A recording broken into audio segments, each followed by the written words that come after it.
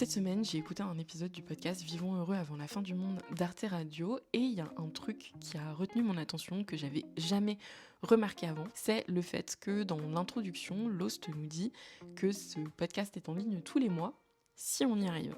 Et j'ai vraiment adoré ce twist sur l'annonce de la fréquence de diffusion parce que ça veut dire que à la fois les termes du contrat sont bien posés, c'est-à-dire que la diffusion est mensuelle, mais qu'en ajoutant ce micro-twist de si on y arrive, ça donne un peu de latitude justement dans cette fréquence de diffusion à l'host et à l'équipe.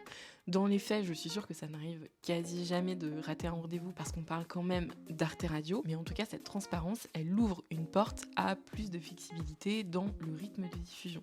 Et pour moi, quand on parle de régularité et de publication sur les réseaux ou même en newsletter, en podcast, c'est vraiment la clé.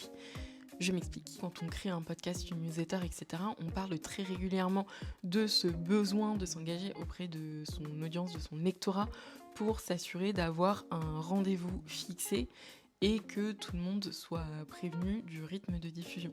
Mais en vérité, ça met une pression énorme sur la production et notre capacité à sortir très régulièrement des formats, surtout lorsqu'on parle d'une personne solo et pas de quelqu'un qui peut s'entourer d'une équipe de freelance. Et en soi, ce que je me dis, c'est déjà your space, your rules.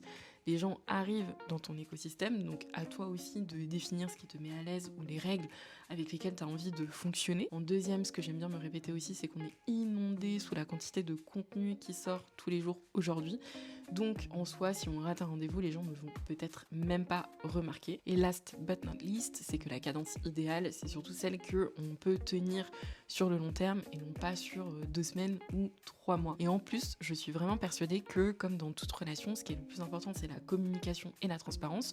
Donc, à partir du moment où on peut annoncer le rythme à son lectorat, à son audience, à sa communauté, eh bien, tout le monde a les mêmes informations et personne ne nous en tiendra rigueur si justement le rythme devient un peu plus flexible au fur et à mesure, comme dans le podcast Vivons heureux avant la fin du monde. Et si tu as besoin d'un argument d'autorité pour pouvoir t'autoriser à avoir cette flexibilité ou expérimenter sur ta fréquence de publication, dis-toi que même Arte le fait. C'est tout pour aujourd'hui. Je te dis à très vite au bord du bassin.